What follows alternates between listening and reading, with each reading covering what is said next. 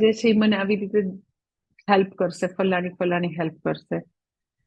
તો જ્યારે વ્યક્તિ જે કઈ કરી રહી છે, એમ કે ભગવાનની પૂજા કરી રહી છે, તો હું આ માનતા માનું છું, આ પૂજા કરું છું, એટલે ભગવાન જે છે એ મને આ ટેન્ડર મારું પાસ કરાવી દેશે, તો હું શ્રીનાથજીના જઈને દર્શન કરી આવીશ.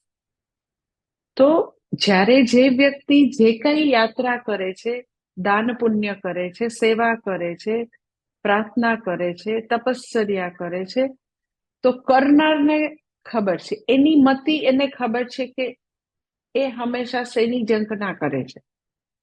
તો ભગવાન જે છે એ અંતર્યામી છે, સર્વાંતર્યામી છે. તો એને કર્મો પણ દેખાય છે કે હા ઈ અભિષેક કરે છે, પણ અભિષેક લાલો લાભ વગર લોટે નહીં, ઈ બી એને અંતર્યામી છે, એટલે એને અંદરની ભાવના બી દેખાય છે ભગવાન. એટલે એની ગતિ કેવી રીતે થશે, તો કે મતિ અનુસાર ગતિ થશે.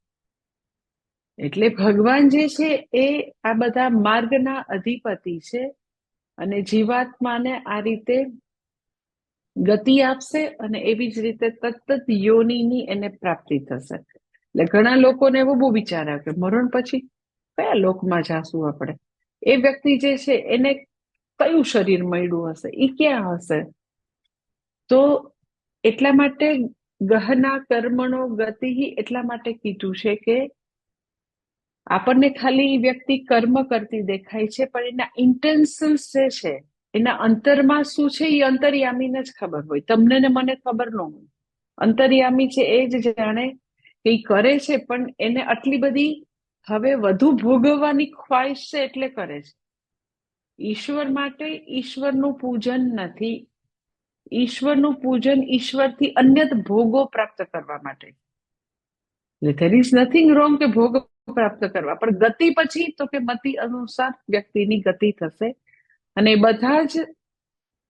બધા જે યોનિમાં જે વ્યક્તિ જાય છે, એ કર્માધ્યક્ષ જે છે એ નક્કી કરશે, અને એ માર્ગોના, વૈદિક માર્ગોના અધિપતિ અર્થાત પથિનામ પતયે નમઃ.